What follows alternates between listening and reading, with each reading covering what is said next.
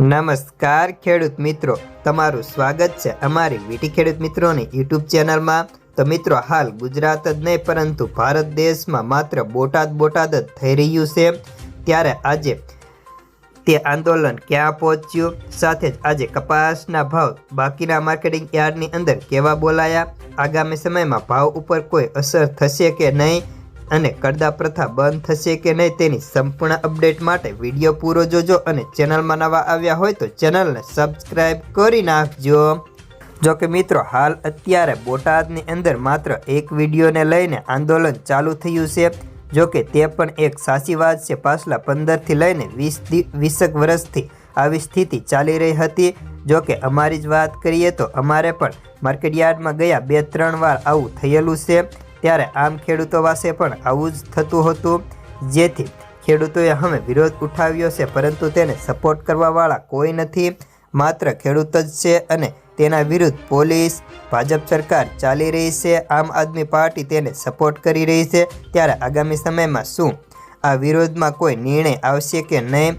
જો કે ખેડૂત મિત્રો, નિર્ણય આવે કે ના આવે, હવે બોટાદ માર્કેટિંગ યાર્ડની અંદર માલ લઈ જવાની જરૂર જ નથી। ત્યાં આપણે કોઈ ખેડૂત માલ વેચવા જશે જ નહીં, તો તે લોકો શું વેચવાના છે?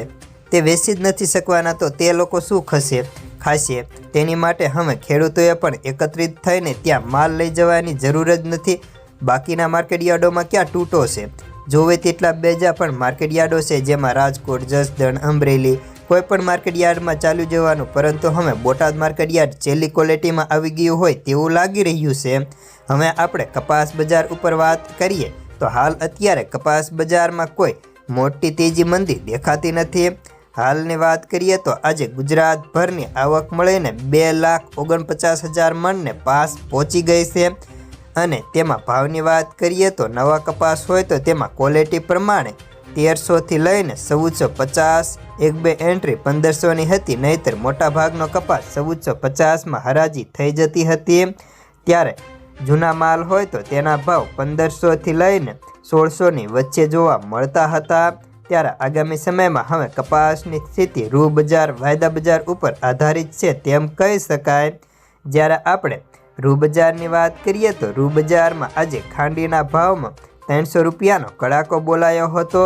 ખાંડી અત્યારે 54,000 રૂપિયા એ અટકી હતી। આગામી સમયમાં હવે ખાંડીના ભાવમાં શું સ્થિતિ થશે, સાથે જ વાયદા બજારની સ્થિતિ ઉપર આખા કપાસ બજારનો આધાર ગણી શકાય તેમ છે। તો બસ આજના કપાસના સમાચારમાં આટલું જ। ધન્યવાદ।